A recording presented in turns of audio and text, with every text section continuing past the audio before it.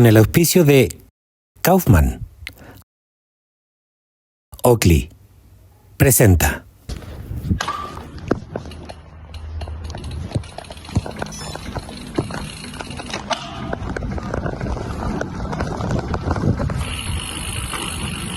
¿Cómo están? Antes que todo, pedir disculpas. Nuestro podcast nació para tratar de transmitir conocimiento, transmitir ciencia, aterrizarla al día a día, y nos perdimos algún tiempo. Lamentablemente, el correr de los meses y las responsabilidades de nuestro trabajo nos quitó un poquito esta posibilidad. Pero hace un mes más o menos nos topamos en el gran fondo de Lago Ranco y vi a la Lucita. Yo la seguía por redes sociales por lo que está haciendo, que encuentro que es increíble, muy bonito, la salud femenina y deporte. Y ahí la contacté y le dije: Lucita, necesito que transmitas lo que estás haciendo a nuestros oyentes. Así que muchas gracias por aceptar la invitación y darte este tiempo. No, de nada, muchas gracias por la invitación y feliz de estar acá. Yo ya he escuchado varias veces el podcast, así que soy fan del podcast. Qué bueno. Qué bueno. Y claro, queremos ver esta visión de una mujer que está viviendo las cosas desde adentro, como deportista de alto rendimiento, ya de salida, pero hiciste el camino. Y ahora entrar a la ciencia y transmitir la ciencia no solamente como ex deportista, sino que como generadora de ciencia. Pero antes de ir a eso, nos gustaría conocer un poquitito cómo la Lucita llegó al deporte, cómo llegó al alto rendimiento. Llegué desde chiquitita. Llegué de hecho porque mi hermano se metió a clases de él era atleta, y yo tenía 7 años y se lesionó y lo metieron a clases de natación, y la profesora de natación era la Claudia Cortés. Ya. ¿Te acuerdas de ella? Una muy buena triatleta antigua. Y yo lo fui a buscar y yo le rogué que yo quería ir a las clases. Y entonces, como la Claudia era triatleta y fue mi primera entrenadora de natación, ella me enseñó a nadar. Ella me metió a triatlón y me hizo correr Pucón, y ahí yo me fui encantando con el deporte, y entonces corrí mi primer triatlón cuando tenía 7, 8 años. Y hice triatlón hasta los 13, 14. A los 14 me retiré. La adolescencia, y un tema que de hecho veo mucho en la ciencia también, en lo que es fisiología de la mujer, porque es un momento donde objetivamente hay un gran porcentaje de niñitas que dejan de hacer deporte. Y es súper importante como verlo bien, pero bueno, fui una de ellas y después lo retomé en la universidad cuando tenía 19, y hice un año de triatlón como amateur. En el fondo quería correr Pucón y listo, pero después me fui encantando de nuevo, fui teniendo resultados, entonces como que se hizo una ilusión y un proyecto que quizás como que se podía ver un camino como profesional y se podía ver algo. Entonces me empecé a dedicar. Cuando terminé la universidad me fui a vivir a Boulder. Estuve allá dedicada, y después me fui a vivir a Australia. Y en este camino tuve muchas experiencias buenísimas, obvio, estoy muy feliz por las cosas que logré, pero también tuve varias lesiones y varios problemas de salud. Y entonces, por estos problemas de salud y estas lesiones, yo también hacía coaching, por lo que me empezó a interesar la ciencia y todo. Me puse a estudiar, y empecé a conocer el mundo de la fisiología de la mujer. ¿Qué empezaste a estudiar? Bueno, yo había hecho como cursos de nutrición, certificaciones de entrenadora, y después tomé el curso de Stacy Sims el año 2018, o el 2019 fue que primero lo tomé, el de ella, que era Woman is not a small man, y que te enseñaba todo lo del ciclo menstrual, todo, y en ese momento, esto fue hace 6 años, yo quedé así, ¿what? Como que en verdad yo nunca había escuchado ni REDS. Y estuve dedicada, fui a lugares increíbles, y nunca nadie, ningún entrenador, nada. Y no no estoy hablando mal de los entrenadores. El tema no se sabía, no se tocaba. Cuando yo recién empecé a hablar del tema, de hecho creo que después vino el COVID, y yo hice como algunos cursos como de todo esto porque lo encontré increíble, nadie sabía nada. Y entonces yo encontré que me apasionó mucho el tema, y me di cuenta de millones de errores que yo cometí toda mi vida. O sea, yo estuve muchos años sin ciclo menstrual y pensando que era normal. Me daban pastillas anticonceptivas para recuperar el ciclo, que son cosas que si miramos para atrás, al 95% de las deportistas las debe haber pasado, muchísimas. Y era algo como casi que si tú tenías tu ciclo era porque no estabas entrenando suficiente. Pues se cuenta como con orgullo. Sí, era como, no, yo soy deportista, por eso ya no lo tengo. Como así, entonces te daban pastillas y todas estas cosas, que en el fondo no se sabían, y cuando yo realmente supe qué hay por detrás, el impacto de las hormonas, todo, dije como que quedé en shock y dije como, qué ganas de todo esto habérselo enseñado a la Lucita cuando tenía 13 años. Y entonces esa fue como la pasión que más me llevó a querer dedicarme a esto. Y mi profesora en ese minuto, que era Stacy Sims, fue como que la admiré mucho, me encantó su camino y dije como que profesionalmente eso es como donde yo me quiero ir. Entonces yo entré a estudiar ciencias del deporte en Australia y sabía perfectamente que me quería ir por el lado de la fisiología de la mujer y entrar al doctorado, entonces me fui al tiro por ese camino. Hice un máster que lo hice en ciencias del deporte aplicadas y me fui por el lado de la investigación al tiro. Entonces en el máster hice una revisión sistemática del impacto del ciclo menstrual en deportistas de endurance y hice un estudio. Y te costó encontrar un trabajo, ¿no? ¿Cómo? Para hacer la revisión sistemática, me imagino que la literatura era bien compleja. Sí, era compleja lo que yo hice, o sea, hay, no es que no hay, pero también hay, pero hay con mucho joyo. Y eso fue lo que nos dimos cuenta haciendo la revisión sistemática. Además que yo la hice específicamente en deportistas de endurance, Bien. porque las revisiones sistemáticas son la mayoría en fuerza, no son en deportes en general. Y lo otro que es, las hormonas impactan tanto sistemas que es súper difícil generalizar, porque el impacto que va a tener haciendo una sentadilla es muy distinto que el que va a tener corriendo velocidad y el que va a tener en una competencia de endurance. Y en una competencia de endurance es totalmente distinto una prueba de 15 minutos que una de 30, una 60, porque son distintos sistemas que se van involucrando. Exacto. Y como las hormonas interactúan con esos sistemas, el resultado empieza a cambiar. Entonces es súper interesante y uno se empieza a dar cuenta de todos los follos que hay en la literatura, que podemos hablar después. Y también te empieza a dar rabia de muchas cosas que se dicen, porque cuando uno en verdad lo ve profundamente se da cuenta de todas estas cosas. Y de ahí, de esa revisión sistemática, yo saqué mi tesis, que fue un estudio que hice en triatletas. Y bueno, terminé el máster de investigación y apliqué al doctorado. Ahí, en mi programa de máster tenía una alternativa que si tú sacabas la máxima distinción y tenías las mejores notas, eras candidata a poder tener la beca para el doctorado. Ya. Y entonces fue un año duro, que se estudió hasta se trasnochó todas las Tremendo noches por un pestaña. año, sí. Así que me gané la beca al final y así que ahora partí ya al doctorado y estoy en la primera parte. Estamos en toda la parte de la revisión de la literatura y todo, y en febrero empiezo con el primer estudio. Y @Woman Performance. ¿Cuándo nace? Woman Performance nace de hecho antes que yo entrara al máster. Nace el año 2020, cuando yo ya había tomado el curso de Fisiología de la Mujer y estaba estudiando Ciencias del Deporte. Y nace por esto, porque yo vi este hoyo que había y me di cuenta que había un espacio que había que llenar en el fondo y me gustaba mucho y como también tengo mi background de profesora, me gusta enseñar. Sí, pues tú eres Entonces, profesora. sí, po.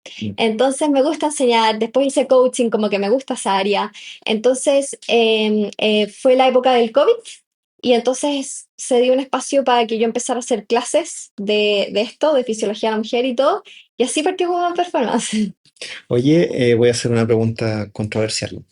Eh, por distintas razones que no vamos a entrar ni en política, ni en antropología, etcétera, pero muchas veces la mujer ha estado pospuesta, lamentablemente, y hubo cambios en los últimos años, no me acuerdo cuándo fueron los movimientos feministas, 2017, no me acuerdo, y esto se puso en boga y se empezaron a desarrollar y varios equilibrios, etcétera, y surge tu investigación. Entonces, hay gente que uno ha escuchado que dice, bueno, todo esto en el deporte y la mujer es moda. ¿Por qué no es moda? ¿Por qué es tan importante?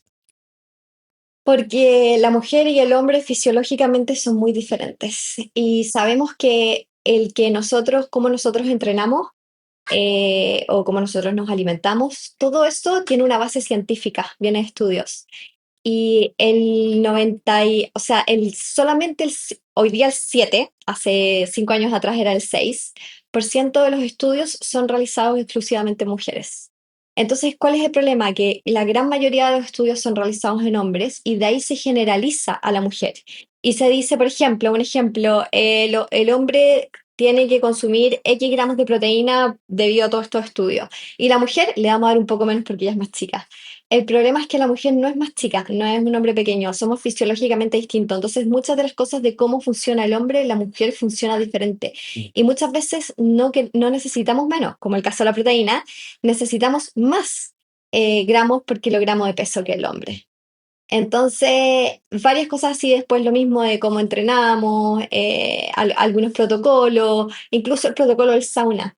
Las adaptaciones que va a tener el hombre y la mujer son vistas en cómo el hombre, en el fondo, cuáles son las adaptaciones que tiene el hombre con cierto tiempo entrenando o estando en el sauna después de haber entrenado, pero la mujer tiene un sistema de termorregulación completamente diferente al del hombre, o las hormonas. Entonces se han dado cuenta que la mujer no responde igual que el hombre al sauna. Entonces ahí tenemos que los tiempos de protocolo son distintos, para recuperación son distintos, o los ice baths, nos hemos dado cuenta como la temperatura que el hombre necesite 0 grados, como el ice bath, la mujer tiene una respuesta fisiológica distinta al hombre. Entonces la mujer necesita una temperatura mayor que el hombre. Entonces, y así nos vamos encontrando con una que otra cosa. Lo lindo de la ciencia, pues recién estaba en consulta y a un paciente le explicaba, uno puede opinar muchas cosas y puede creer muchas cosas, pero cuando está frente a un paciente, tiene que ser basado idealmente en ciencia, en cosas que tú has estudiado y que las puedes reproducir sistemáticamente. Y uno de los peligros de la ciencia, efectivamente, yo soy mecánico experto en camiones, bueno, la moto debe funcionar igual. Claro, Claro, hay una base, un motor, combustión probablemente parecidos, tampoco son dos animales muy distintos, pero es totalmente distinto como tú te enfrentar a un camión de carga a una moto de carrera. exacto. Entonces, la aplicabilidad, o hombres también. No, es que Pogachar hace tal cosa. Entrena como Pogachar y en 2 semanas va a estar quemado. Estáis Claro. aplicando algo de un elite a una persona que entrena 6 horas a la semana. Entonces hay que tener mucho cuidado con la aplicabilidad. Vamos a hacer esta pequeña pausa luego de esta linda introducción y en el próximo módulo nos vamos a meter un poquitito más de lleno a lo que son las grandes brechas que hay entre la investigación, este doloroso 93,7% y que podamos hacer para ir corrigiéndolo. Nos vemos en unos segundos.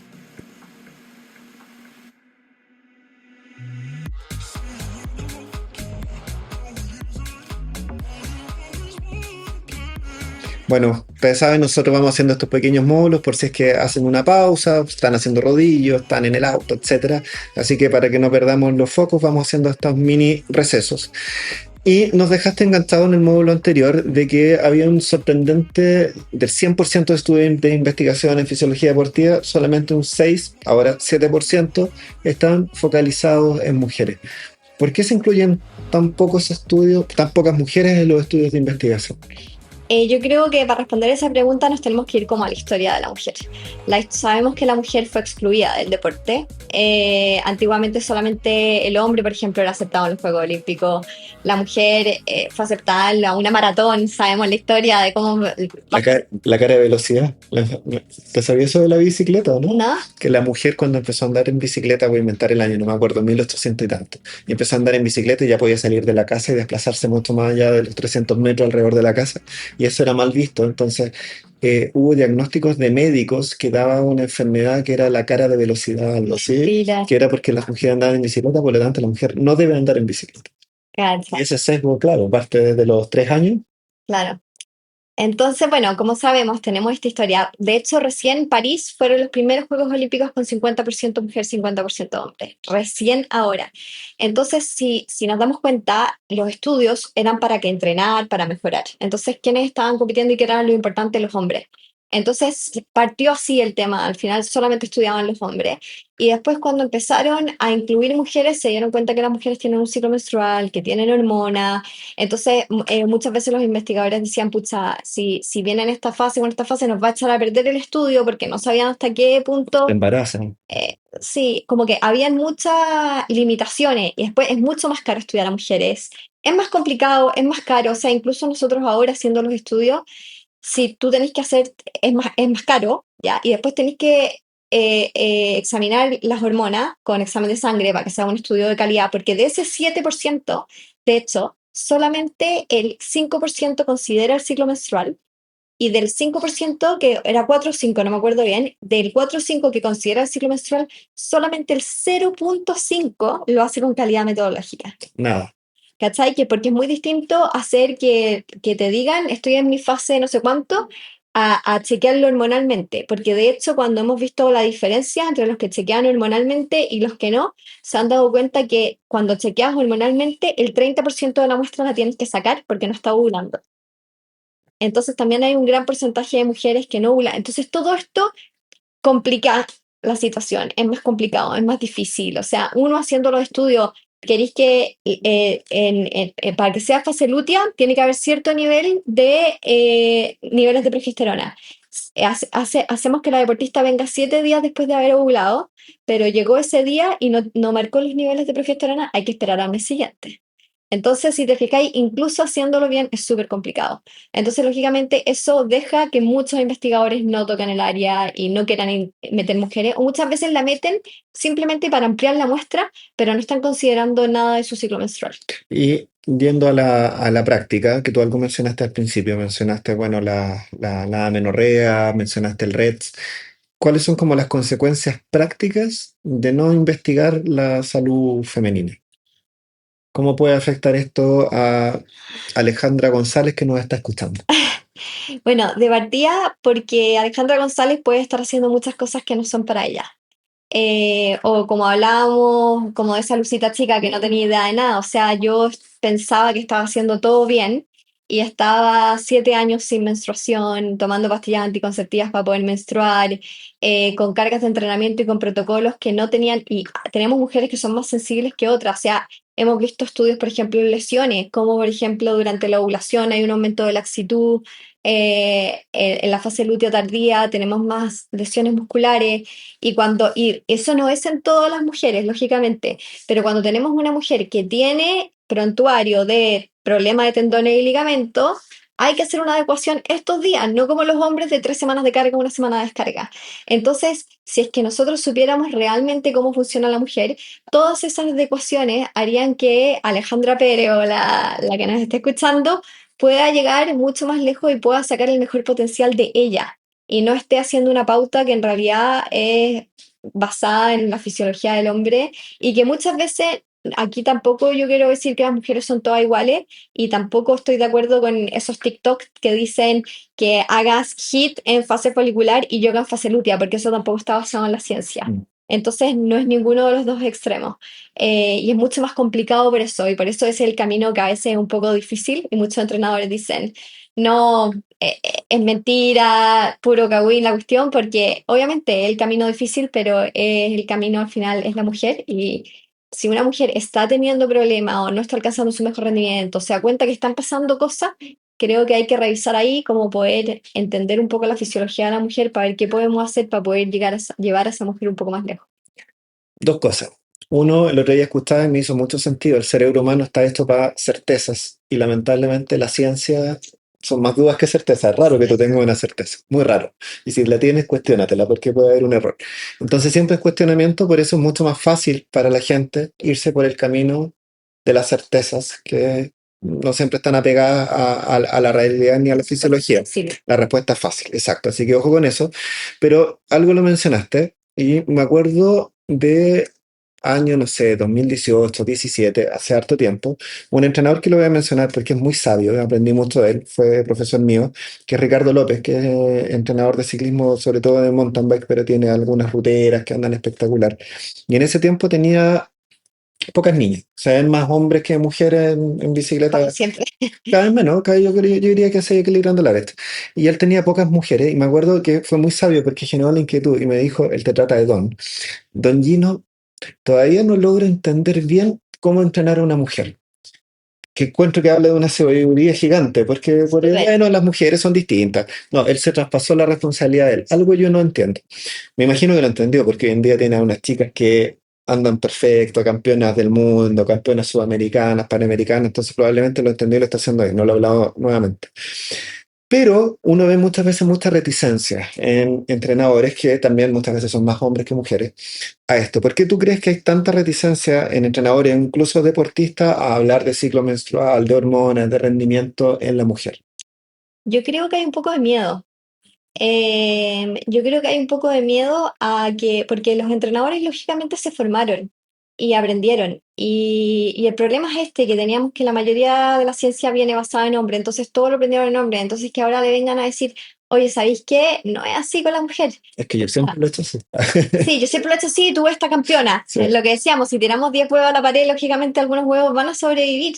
El problema es que llevemos a todas esas niñitas a sacar su máximo potencial, porque también si tenemos niñitas que se le están lesionando y que no llegaron donde podrían haber llegado, es un fracaso para el entrenador. Aunque no lo acepten, que le van a echar la culpa que la niñita, no sé qué, no sé cuál, al final es un fracaso del entrenador. El objetivo del entrenador es que esa deportista llegue acá, ¿no es cierto? Y entonces yo creo que es un miedo a que hay que aprender algo que es complejo, que es difícil y que la respuesta, como decíamos, no está fácil. Incluso yo, que ahora estoy dedicada al tema, full dedicada, hay muchas cosas que aún no sabemos. Entonces, cuando a veces a mí me da un poco rabia cuando veo incluso hasta doctores hablando y que leyeron una revisión sistemática y dicen como eso y se ve como la verdad y es como, falta tanto, no, todavía no sabemos mucha respuesta en lo que es el tema endurance y el tema del ciclo menstrual que te mostré en mi proyecto de investigación. Hay muchísimos hoyos, no tenemos ningún estudio que evalúe más de 45 minutos, o creo que hay un estudio que hace 1 hora. No tenemos ni un estudio viendo sobre eso. Y de esos son contados con los dedos. En la revisión sistemática solamente pudimos meter 18 estudios, 18 de todo lo que hay hasta el 2000, hasta fines del año pasado, que consideran el ciclo menstrual, examinan con exámenes de sangre y han tomado alguna métrica de endurance. Alguna, porque eso es lo que tuve que hacer. Puse 6 métricas, VO2 max, running economy, time trial como hasta exhaustación, economía de la carrera, pulso y me está faltando uno y que hayan tomado alguna de esas 6 métricas.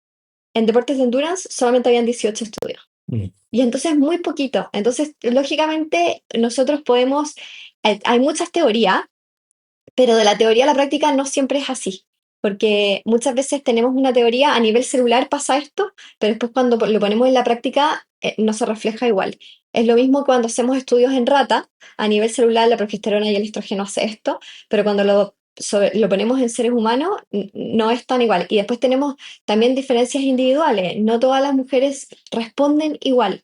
Y tampoco la respuesta no es no responden igual porque no responden igual y listo entonces. Entonces, hacia azar. Hay una razón por la que no responden igual. Por ejemplo, cuando suben los niveles de estrógeno, que a todas las mujeres les va a subir los niveles de estrógeno antes de ovular si están ovulando, en lo que es el tema de la cognición y la mente está mucho más avanzado que el deporte. Entonces, por ejemplo, vemos como algunas mujeres en la ovulación se concentran más y otras mujeres se concentran menos y tienen más problemas. Y en vez de decir, algunas mujeres responden así y otras responden así, se dieron cuenta que las mujeres que tenían niveles basales de dopamina y serotonina más altos que otras iban a responder diferente al pic de estrógeno, porque había un cierto límite. Cuando ese estrógeno superaba el límite, porque el estrógeno estimula la serotonina y la dopamina. Entonces, si la mujer ya tiene niveles altos de serotonina y dopamina y lo estimula mucho y sube el umbral, entonces reacciona opuesto que la otra. ¿Se entiende? Sí. Entonces sí, es complicado. Entonces cuando vemos que hay deportistas, por ejemplo, el estrógeno aumenta la laxitud de los ligamentos y los tendones en las rodillas, ¿ya? Eso está súper comprobado. Pero, ¿por qué algunas deportistas son más vulnerables que otras? Porque tenemos algunas que naturalmente ya tienen mayor laxitud. Si a esa mayor laxitud tú le sumas el aumento de estrógeno, vamos a ver que sí, esa deportista tiene una probabilidad de tener una lesión de ligamento cruzado mucho más alta alrededor de la ovulación. Entonces, tenemos gran cantidad de niñitas, adolescentes, lesionándose de los ligamentos cruzados. Eso es como 3 veces más que los hombres, Sí. es súper alto. Sí. Entonces, y justo en la adolescencia, donde hay un cambio de la composición corporal y todo, pero también tenemos el aumento de estrógeno. Y cuando vemos los estudios, vemos ese aumento de lesiones en ese momento. Entonces, ¿qué hacemos para en ese momento no a aquellas deportistas que están vulnerables, hacerles algo diferente? Evitar que lleguen a la Evitar que lesión. lleguen a eso. Oye, ¿te parece? Mira, hemos sacado algunas palabritas de hormonas, estrógenos, progesterona, etcétera. Y si bien es bien complejo esto, súper complejo, me voy a acordar de clases de fisiología del 2002, si nos pudieras explicar un poquitito lo que es el ciclo menstrual, para de ahí agarrarnos las distintas fases, qué sé yo, Sí. y cómo han sido estas líneas de investigación, pero la vamos a dejar para nuestro tercer módulo y ahí nos vamos a explayar en detalle en ciclo menstrual, ¿te parece? Ya. Así que nos vemos en unos minutitos.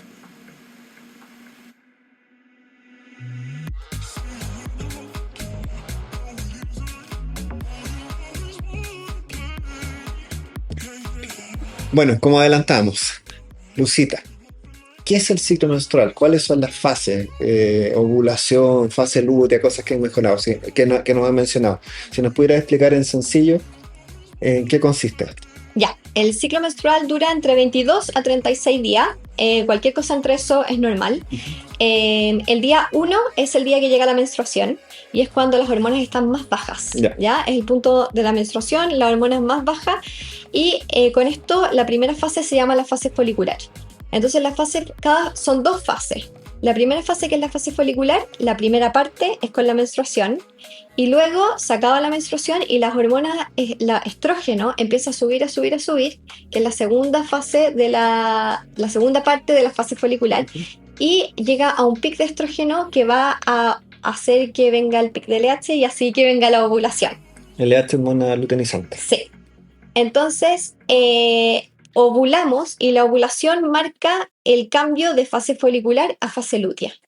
Luego de la ovulación, estrógeno cae y ahora estrógeno con progesterona juntos van a empezar a subir para este segundo pico hormonal, que es esta fase lútea, se llama la fase de alto nivel hormonal, porque ahora tenemos estrógeno y progesterona que empiezan a subir y llegan a su momento más alto alrededor del día 20-21 del ciclo, pero eso va a depender en qué largo es el largo del ciclo de cada mujer, porque es distinto en cada una.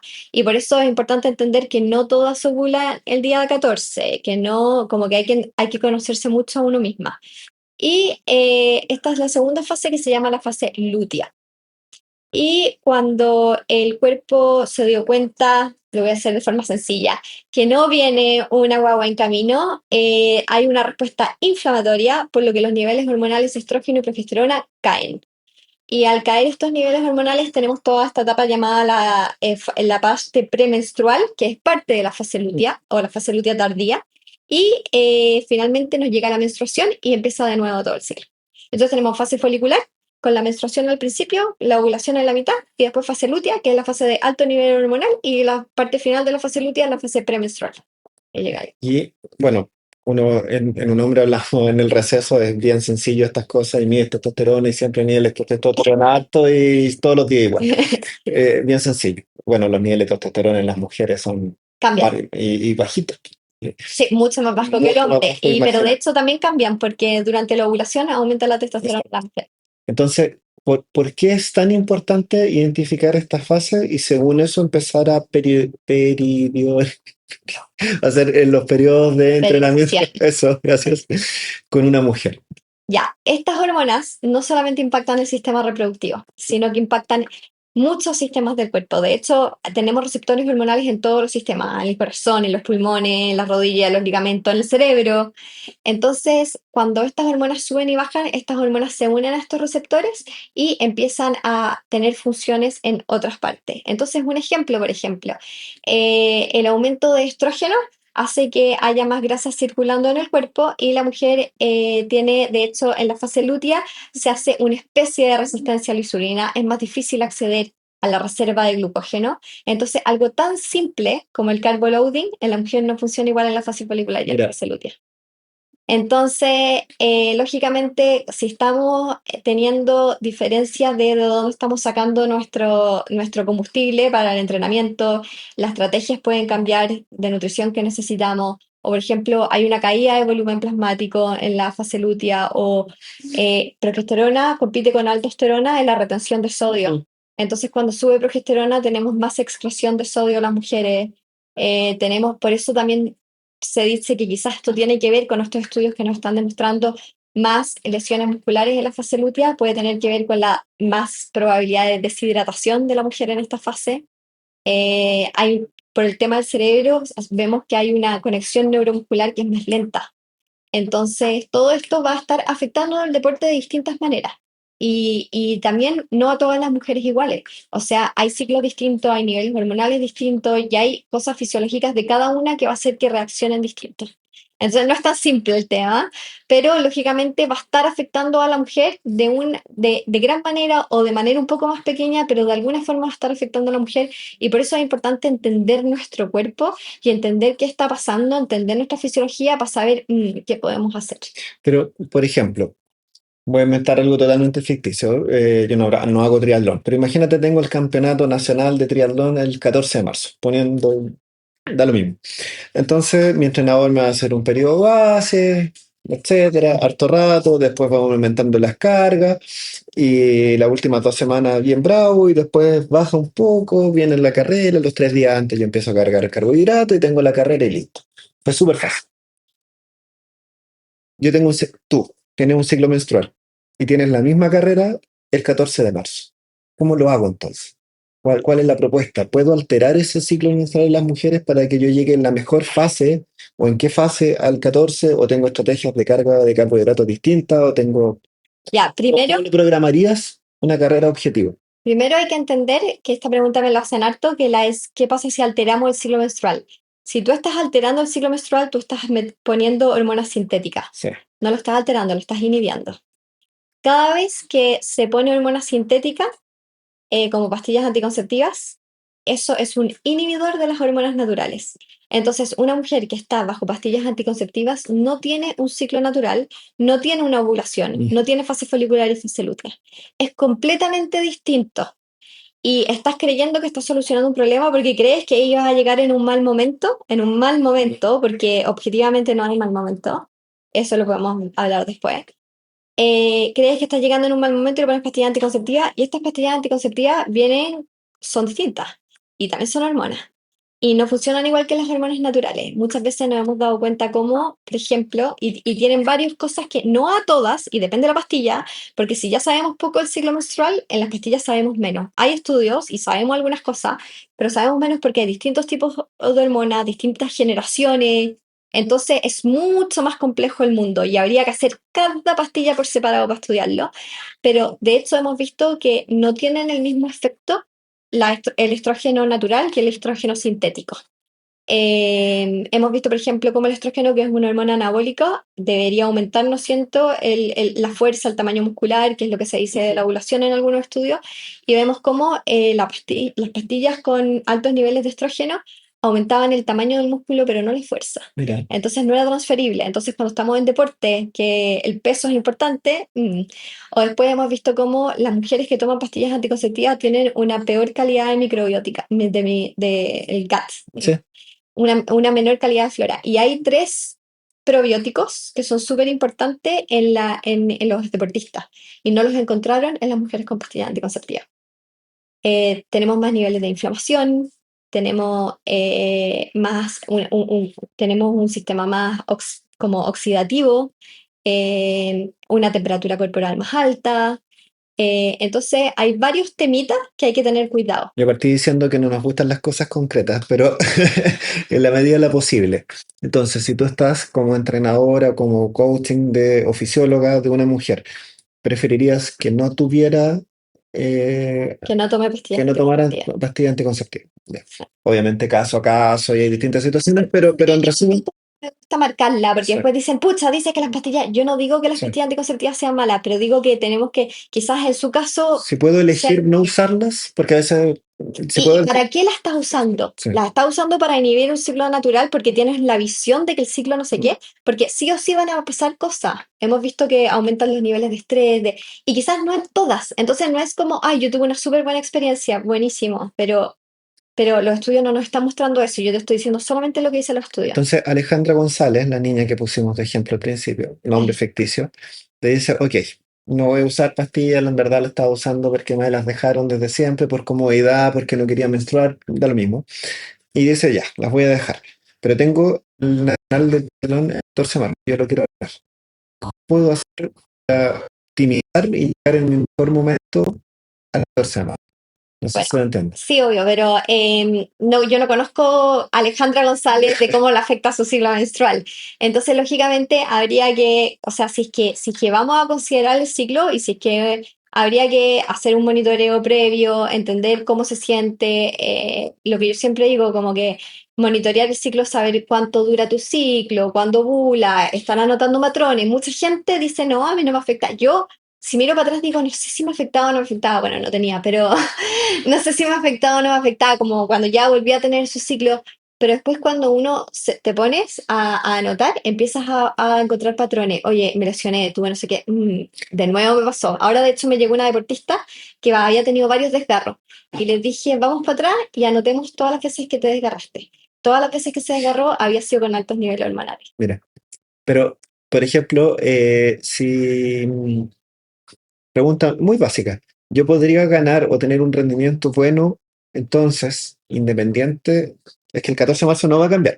Entonces, independiente de la fase en la que yo esté, yo podría llegar en mi mejor momento, independiente de la fase, lo que va a cambiar va a ser el método de cómo Sí. enfrentar esa fase. Y eso creo que es súper importante. Hasta ahora, la ciencia nos ha demostrado que si tú tienes taper, descanso y usas las estrategias correctas, tú puedes rendir en tu mejor momento en cualquier momento del ciclo. Ya, eso es lo Pero que... entrenar y competir es diferente, Mm, porque lo que va a pasar en una semana de carga, donde estás entrenando todos los días, y es lo que hablábamos, lo que viste quizás para mi doctorado, es muy distinto que en descarga. Entonces, por eso hay muchos estudios que no muestran diferencia entre fases del ciclo, porque a un estudio se llega en taper, súper controlado, con la comida perfecta. Entonces, claro, si me das todo ese escenario, lo más probable es que se rinda súper bien, especialmente si conozco la fisiología de la mujer y sé que tenemos que aumentar la hidratación en esta, tenemos que tener ojo con esto, tenemos que tener ojo con esto otro. Entonces podemos crear un escenario perfecto para competir, pero estar entrenando es distinto porque está el tema de la carga interna, que sabemos que cambia, ¿no es cierto? El HRV, el pulso en reposo, el daño. Ahora, por ejemplo, salió este último estudio mostrando cómo la inflamación de un entrenamiento duro era más alta en la fase lútea tardía, era como un 60%, ya no me acuerdo exactamente el número, pero era como un 66% más alta que en cualquier otra fase.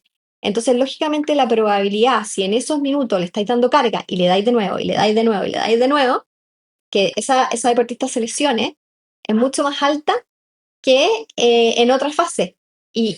Pero no porque tenga esa inflamación más alta y todo va a hacer que no va a poder rendir.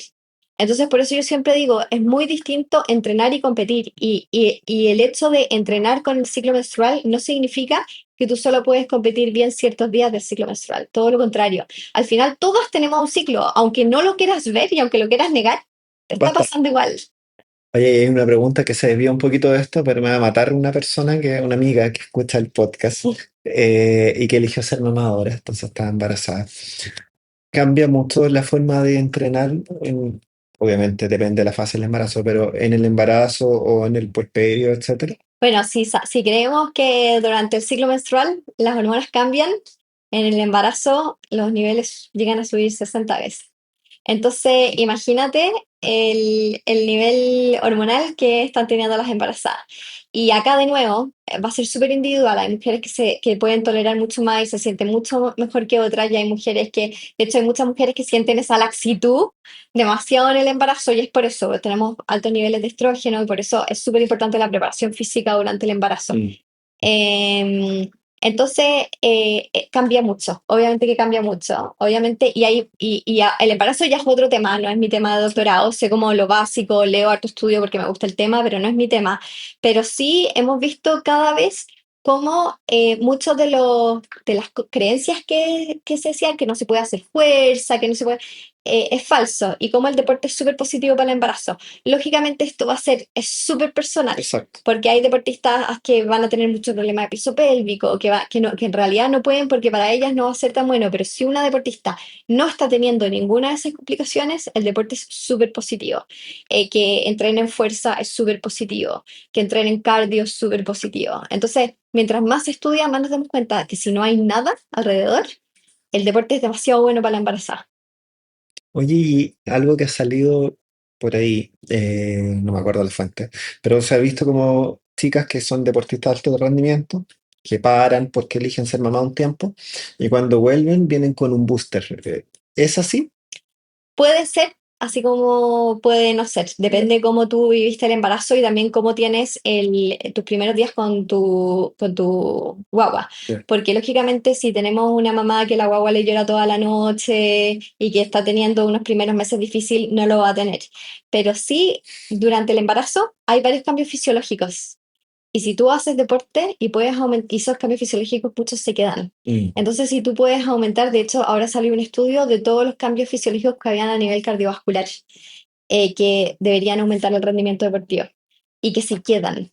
Entonces, si tú logras entrenar durante el embarazo y agrandar aún más esos cambios, tú deberías tener luego del embarazo como un mejor, una mejor fisiología para el deporte. Mira, Pero esto va a ser muy individual sí. por el caso de cada una y por cuánto pudo entrenar cada una y cómo es el postparto en cada una. Entonces, creo que eso sí que es individual.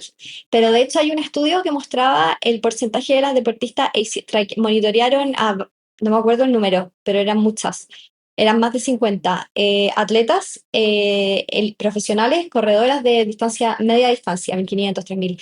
Y vieron después de un año el 50% alcanzó el rendimiento que tuvieron antes Del embarazo. del embarazo. Y creo que, no me acuerdo exactas las cifras, pero después de ciertos años hubo también como un 40% que logró mejorar el rendimiento. Pero entonces tenemos un número súper positivo, pero también tuvimos otro porcentaje que no lo hizo. No hay una receta de cocina. Claro. Oye, hace rato no me sentía tan ignorante en el tema. Con un mundo de aprendizaje más adelante.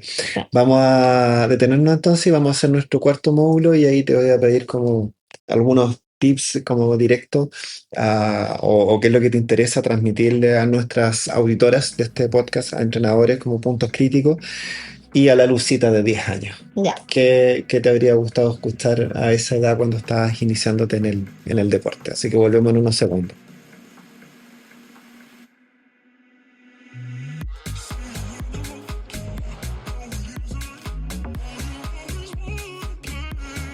Entonces, como conversábamos, siempre buscamos certezas, pero ha sido complejo en esto. Nos invita a investigar, a conocer más y a escuchar a ustedes, sus cuerpos, escuchar sus cuerpos, de que pueden pasar cosas variables, pero dentro de esta gran monitorización que tú nos invitas a conocer, variabilidad de frecuencia cardíaca, niveles hormonales, etcétera,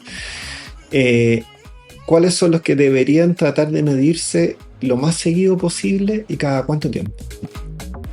A ver. Partiendo con el ciclo menstrual. Partiendo por el ciclo menstrual, monitorear el ciclo, saber en qué día está cada deportista. Libretita, una aplicación. Libretita, aplicación. Yo personalmente uso Aura, Ya, que es este anillo. ya. Este anillo lo que tiene de bueno es que monitorea mi temperatura corporal. Entonces yo sé perfectamente cuándo ovulo. Clic. Porque tú puedes ver cómo la temperatura baja cuando ovulas y tú puedes ver cómo sube después de ovular. Entonces la temperatura me sube y yo digo, listo, fase lutear. Ya. Entonces eso es súper bueno porque uno se conoce. Son como 0,5 grados más, ¿o no? Sí, a mí me llega a cambiar a veces hasta 0,8. Mira. Sí. Entonces, tú sabes al tiro. Por ejemplo, por decirlo así, yo hoy día, esta mañana, la temperatura me cayó y yo dije al tiro, hoy día me va a llegar mi menstruación. Y de hecho, en la tarde me llega la menstruación. Entonces, no es una sorpresa para mí. Sé perfectamente cuándo viene, cuánto me queda. Y además que tú sabes que desde que tú ovulas, generalmente son 2 semanas. La variación de la fase folicular puede cambiar. Tú puedes ovular el día 10, 11, 15, 18. Pero la fase lútea es mucho más estable. Entonces tú te diste cuenta que ovulaste y ya sabes más o menos cuándo te va a llegar. Entonces no es como que, se me atrasó, no me llega eso que dicen las mujeres. Si tú sabes que ovulaste, sabes que Eso es lo primero, conocer tu ciclo menstrual, sí, aplicaciones pueden servir y el reloj, el anillo está servido, Aura se llama. se llama ahora. Aparte de eso, ¿qué otra métrica como mujer debería estar pendiente, registrar, anotar? Bueno, lo que ayuda mucho es hacer el pulso en reposo y el HRV, Ya. porque también cambian durante el ciclo menstrual. También la temperatura va a ser como cambia como tu ciclo menstrual, pero el pulso en reposo y el HRV también van a cambiar por las cargas de entrenamiento, por virus, pero entonces el que tú monitorees según fase es súper positivo, porque si, por ejemplo, te voy a dar mi ejemplo. Yo en fase folicular, mi pulso en reposo es 44-45. En fase lútea, mi normal es 50-51. Entonces, si yo tengo un pulso 52 en fase folicular, hay algo. Puede haber algo, puede ser que esté cansada. Si yo tengo un pulso 52 en fase lútea, es completamente normal. Si ahora yo tengo un pulso 58 en la fase lútea, me voy a preocupar. Y eso es sencillo de registrar. Eso es sencillo de registrar. El problema que hay que tener cuidado, que hay que alinearlo con las fases, porque los Whoop, los relojes Garmin te van a dar tu promedio. Sí. Entonces, si el reloj va a creer que mi promedio, si la mitad de mi ciclo es 45 y la otra mitad es 50, va a decir mi promedio es 47-48. Entonces, si a mí me está marcando 53, me va a decir, por ejemplo, en cierto momento que estoy mal. Pero si estoy en mi fase lútea, no estoy mal, estoy verde. ¿Y hay, Me va a marcar rojo. y hay alguna aplicación que logre hacer esas cosas? ¿O no? Eso es un debate bien grande. De hecho, la misma doctora Stacy Sims trabaja para Goop y sacó con su cuestión, salió explicando esto y se les está pidiendo demasiado. Aura yo creo que está muy cerca de hacerlo, porque como Aura conoce tus cambios hormonales, debería hacerlo. Ya, Pero yo me he fijado que todavía el verde y el rojo me lo está dando a nivel promedio. ya. Pero yo ya sé, de repente me tira como que no estoy muy bien y en verdad estoy perfecto, solamente que estoy en fase lútea, es normal. Y aparte de eso, dijimos conocer tu ciclo, variabilidad, frecuencia cardíaca, alguna tercera que... Y yo creo que también como tener una libretita o incluso en Training Peaks, como anotar notas, como, ¿sabéis que hoy día a mí me pasa cuando tú algo muy personal? Yo siempre el día, si es que me va a llegar mi menstruación en la tarde, esa mañana me rindo increíble. Mira, Siempre, que es como ese día que yo creo que las hormonas me bajaron, yo tengo esa fase lútea, hay mujeres que durante la fase lútea se sienten cansadas, fatigadas, sensibles, y les llega la menstruación y son como nuevas, es como volví a ser yo.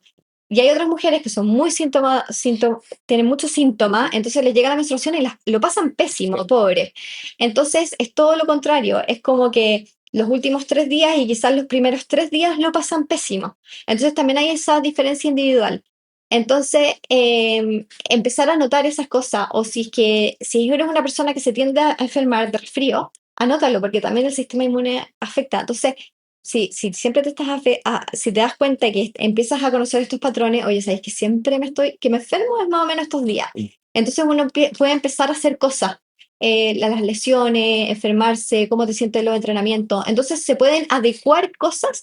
Entonces tampoco es decir, yo siempre voy a rendir mal estos días. No, quizás esos días, darle un poco más de descanso y veamos qué pasa. y de lo que es medir hormonas, por ejemplo, eh, ya no soy deportólogo, pero me gusta mucho, y de repente uno le hace exámenes de chequeo 1 o 2 veces al año a los pacientes, creatinquinasa, hemograma, etcétera. Entonces, vitamina D, B2, testosterona.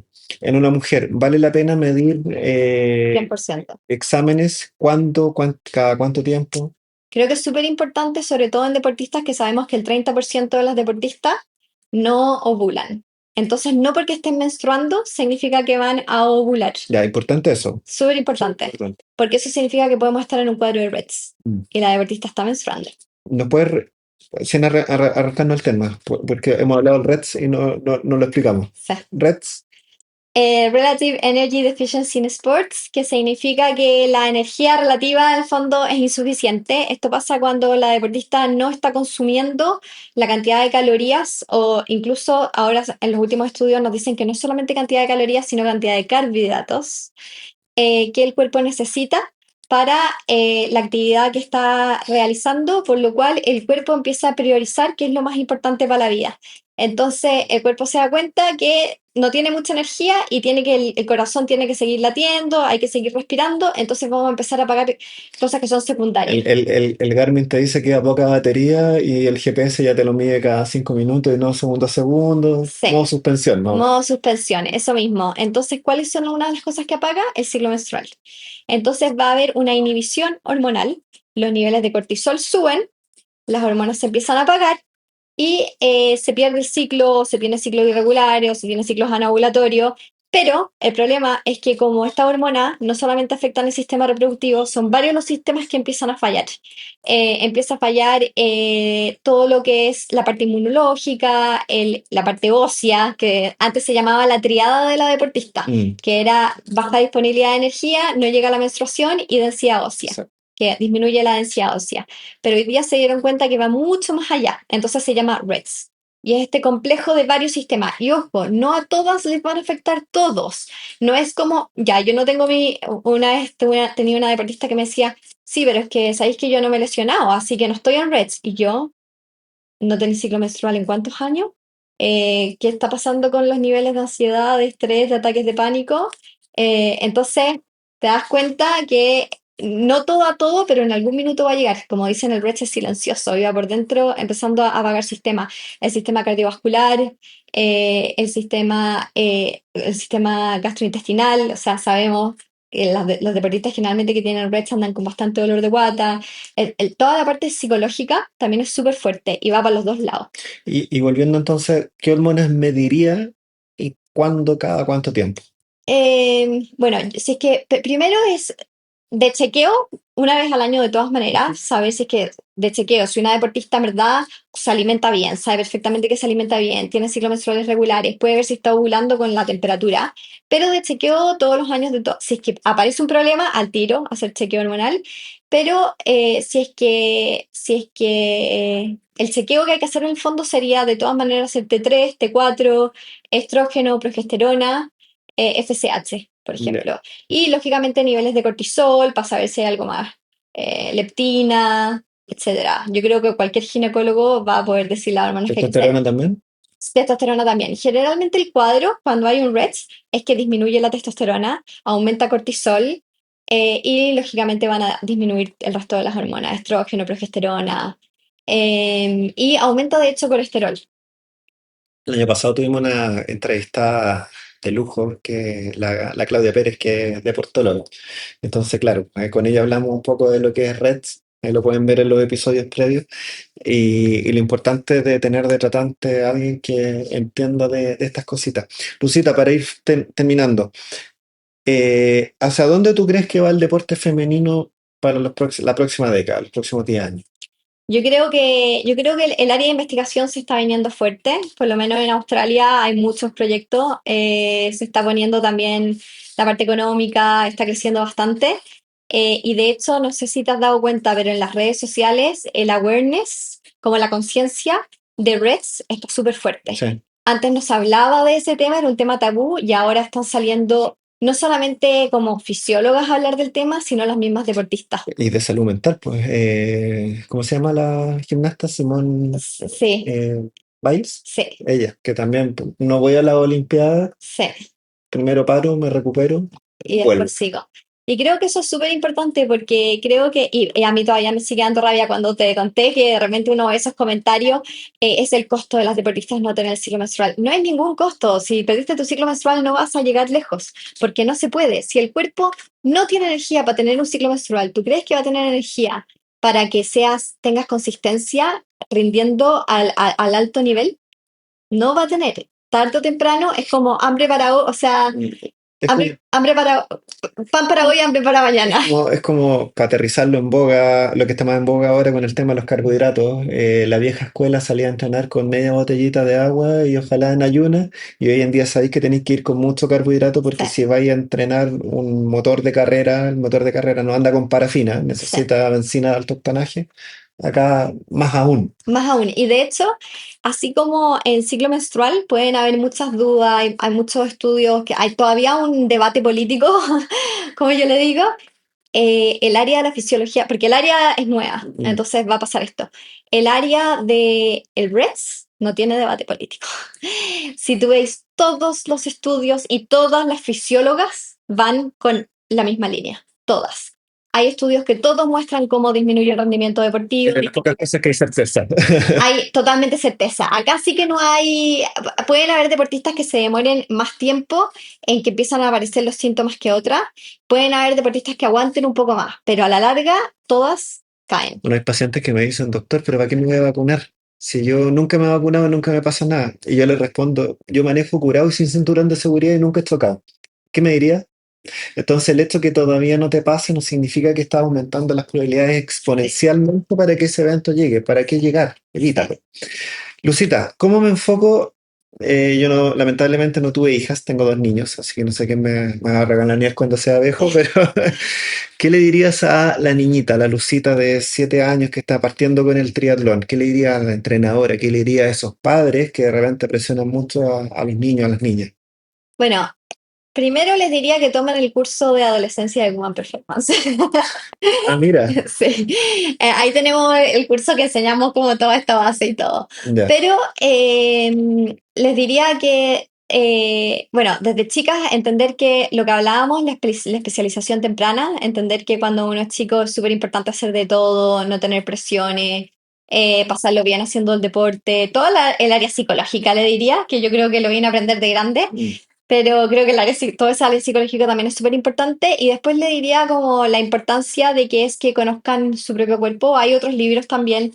De hecho, cuando hablaba con la Cata, que vino, la Cata Campos, que vino Cata Soto la Campo. Cata Soto, que vino para acá, Sí. ella de hecho me contó que ella se leyó el libro de Stacy Sims de Woman is Not a Small Man y aprendió todas estas las hormonas bastante chica y que le ha ayudado muchísimo. Y es como el awareness, yo le decía, qué suerte tuviste, porque cuando yo era chica esto no existía, qué suerte tuviste. Y ahora las adolescentes tienen esa posibilidad, tienen la posibilidad de aprender de su ciclo menstrual, tienen la posibilidad de entender que tener el ciclo menstrual es importante, que no restringir calorías es importante, que toda este nuevo conocimiento que se viene muy fuerte tienen la posibilidad de conocerlo y los entrenadores tienen la posibilidad de aprenderlo. Entonces, creo que la educación es súper importante. Entonces, eso, entender que es súper importante tener el ciclo, ver el ciclo como algo positivo, no como algo negativo, conocerse, monitorearse, todo eso creo que es clave.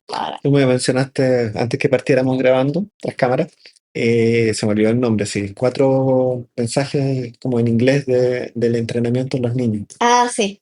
¿Cuáles serían para recordarlos? Eh, bueno, es como esta idea, lo voy a decir en español, Sí, como entrenar para jugar, después entrenar para aprender, después entrenar para entrenar, después entrenar para competir y después entrenar para ganar. Y entonces entender que el entrenar para ganar viene después de los 18 años. Y eso, como el enfoque que se le da, el disfrutar el camino, el no, toda esa área psicológica creo que y va súper de la mano también con la mujer y con todo el tema de Reds que está tan de moda. yo creo que todos sueñan, todos los papás de repente sueñan con que van a tener a hijos de alto rendimiento. Y la otra vez jugaba y lo ponía así un prompt en ChatGPT buscando las probabilidades de que un atleta en Chile, ciclista, llegara a ser Martín Vidaurre, por ejemplo, Catalina Sotocampo, o un deportista, o sea, Alexis Sánchez, Arturo Vidal, que jugaron en equipos top. Y las probabilidades son nulas, o sea, son mínimas, 0,000, etcétera. Pero los beneficios que te va a dar el deporte para la vida son gigantescos. Gigantesco. Es básicamente aprender a sufrir y a perder y pararte y levantarte más fuerte. Que yo creo que eso es el deporte. El deporte es perder, no es ganar. Y cacha que vi un estudio de eso que mostraba cómo las niñitas que practicaron deporte cuando eran chicas, como competitivamente, tenían mejores cargos laborales que las que no. O sea, el nivel cognitivo, hay un investigador que trabaja en la Universidad Católica del Paraíso, se me olvidó el nombre, Cristi. Si mal no recuerdo, el niño que hace deporte en segundo básico versus el que no hace, tiene como 4 puntos más de CI, que equivale a estar un curso más arriba. O sea, el niño está en Claro. tercero, pero está en segundo. Entonces, los beneficios son gigantescos. Entonces, de estos gigantescos beneficios, no hacer una experiencia traumática para el niño que finalmente va a odiar el deporte y va a salir arrancando y no quiero hacer nunca más esto en mi vida, que es una Sí, va. cuantas veces Y lo eso he es un escuchado. tema grande, el tema de, en Chile el número es bastante mayor, alguien me dijo que llegaba a ser 90%, yo nunca lo he visto, pero yo sí vi el 60% de las deportistas adolescentes que dejan el deporte, era un 50, otros tuvimos un 60. Y es por eso, porque también el hecho de como explotarlas de chica o después no saber llevar la adolescencia, o en la adolescencia es un periodo donde hay que aprender, pasarlo bien, entrenar el área técnica, por todos los cambios que Mm. está viviendo la mujer y como el fijarse mucho en el rendimiento hace que la deportista no quiera seguir haciéndolo por toda la parte fisiológica que está viviendo. Entonces, eso es súper importante. Y lo otro que yo diría, que siento que hay una diferencia bastante grande entre Chile y en Australia, que la parte de, bueno, pasa en verdad en los dos países, pero acá de repente lo veo un poco más, que el hecho como de tu identidad, como acá a veces los deportistas son menos, los que quieren llegar lejos son menos, como que ponen todo ese enfoque en simplemente que ellos son deportistas y no son nada más. Y entonces creo que eso también los quema bastante, porque como a los padres, educar a las niñitas como personas más que como deportistas. Porque después cuando un deportista basa su identidad en el deporte, cuando no les va bien o cuando se lesionan, se rompen. Pierdes tu alma. Sí, entonces se rompen y eso creo que es súper duro y creo que es súper importante que los deportistas sepan quiénes son ellos como personas, como más que como que ellos no son por el resultado que saquen y por la medalla que tienen. Como que incluso yo, si yo veo a un deportista que saca medallas, pero que encuentro que es súper creído, que trata mal a las demás personas, va a ser como ¿No? me va a generar rechazo. Entonces creo que enseñarlo eso a los niños, que es mucho más valorable, yo me voy a acordar mucho más de haber visto un deportista buena onda, simpático, que el resultado que tuvo. Entonces creo que eso también es súper importante y también para que perduren en el tiempo. Bueno, pasó el fin de semana pasado en Naker Deporte Tuerca en Fórmula 1, que ganó Lando Norris, y Lando Norris destacaban de él que no es necesario ser una persona bruta o mala persona para poder ser un campeón del mundo, porque él es muy sensible, Ah, muy sensible. Entonces, varios medios como destacaron eso, siempre se acercaba, le firmaba las cosas a los niños, etcétera. Entonces, como que dicen, no, si tienes que ser campeón del mundo, tienes que ser así, un caballo de carrera, un bruto. Y esos son ejemplos de que sí se puede siendo empático. sí. Lucita, ¿dónde te puede encontrar una niña, una joven o una deportista máster que quiere conocer y acercarse más a estos temas, conocer mejor su cuerpo, su fisiología? Sí, en Woman Performance, @Woman con una mujer, Woman Performance. Tengo Instagram y tengo la página web y ahí hacemos consultas a deportistas que tienen REDS o que quieren aprender un poco más de su cuerpo, le hacemos una clase todo. O también hay cursos de adolescencia, de entrenamiento en la mujer, o hay uno completo, hay de menopausia, Mira, y también programas de coaching si quieren, ¿tú también, hasta cuándo estás en Chile? hasta el 6 de enero. Ah, queda poquito. ¿Y el próximo año algún objetivo en especial?